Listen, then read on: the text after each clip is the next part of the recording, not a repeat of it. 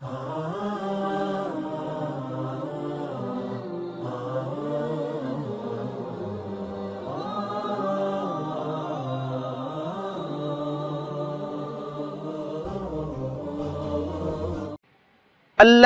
علیہ الصلوۃ والسلام جو ہے وہ اللہ کی مثل ہے، اعوذ باللہ، اللہ کی مثل ہے۔ کیسے کہا؟ اس لیے کہ ایک حدیث میں ہے نحن المثل الاعلی، ہم اللہ کی اعلی مثل ہیں۔ اس کا معنی کیا کہ ہم اللہ کی مثالیں ہیں۔ اتنی بھی اس کو عربی نہیں آتی ہے کہ یہ مثل میں اور مثال میں فرق کر سکے۔ مثل مثل کی جمع ہے، مثال اور مثل میں فرق ہے۔ ایک ہوتا ہے نمونہ، ایک ہوتا ہے مثال۔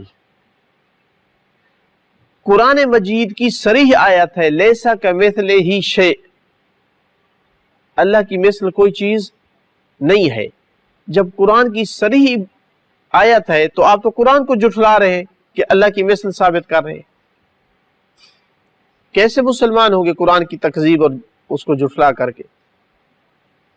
آپ کو حدیث کا معنی ہی نہیں آیا اور آپ نے غلط قسم کا شبہ چھوڑ دیا۔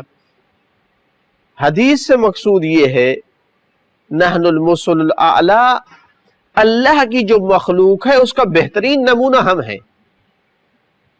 اللہ نے جو خلق کیا ہے اس کا بہترین نمونہ ہم ہیں۔ یہ بھی مراد ہو سکتی ہے کہ اللہ کی جو اوصاف ہے اس کا بہترین سب سے بڑا مظہر ہم ہیں۔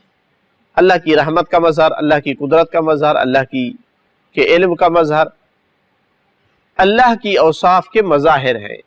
اللہ کو پہچاننا ہے تو ہم سے پہچانو جب مخلوق ہو کر اتنے عظیم ہیں، یہاں سے پہچانو ہمارا خالق کتنا بڑا ہے۔ تو اس سے کہاں ثابت ہو رہا ہے کہ ہم اللہ کی مثل ہیں؟ والعیاذ باللہ۔ کتنے خطرناک شبہات ہیں۔ اب کوئی بندہ آپ کے کہنے پر عقیدہ رکھ لے کہ اللہ کی مثل ہے، یہ تو کون اس کا ضامن ہوگا؟ قیامت کے دن وہی حال ہوگا۔ یہ تم پہ لعنت کرے گا اور تم اس پہ لعنت کرو گے۔ یہ تم پہ لعنت کرے گا کہ تم نے اسے گمراہ کیا تھا، قرآن کے خلاف اس کو عقائد دیے تھے، اور تم اس پہ لعنت کرو گے جیسا قرآن ذکر کر رہا ہے کہ میں نے تو آپ کو نہیں بلایا تھا، آپ خود میرے پاس آتے تھے، آپ اوروں کے پاس کیوں نہیں جایا کرتے تھے؟ تو اللہ تعالیٰ دونوں سے کہے گا کہ جاؤ جہنم میں تمہاری جگہ تیار ہے، آج کسی کو نہیں چھوڑا جائے گا۔ تو اللہ کی کوئی مثل نہیں ہے۔ مثل کا جو قائل ہو جائے وہ مشرک ہو جائے گا، موحد مسلمان نہیں رہے گا۔